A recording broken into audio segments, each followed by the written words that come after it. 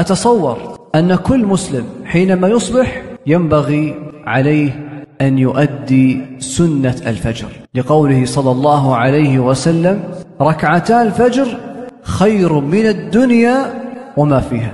هذه الدنيا وما حوت من قصور ومن أموال ومن بيوت ومن سيارات ومن متع ومن ملذات ومن شهوات ومن كل ما يخطر على بالك من متاع، سنة الفجر فقط. أنا لم أتكلم عن الصلاة الفجر الفريضة، أتكلم عن سنة الفجر.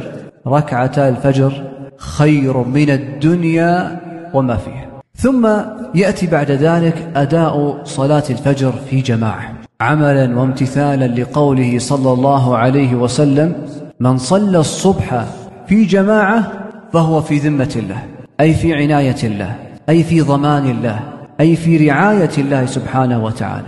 هل تريد ما هو أكثر من ضمان الله وعنايته وحفظه لك؟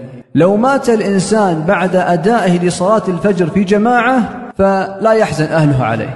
هذا من دلائل حسن الخاتمة، وهذا من علامات القبول والرضا له من الله عز وجل. مات وهو في أمان الله وضمانه وحفظه وعنايته.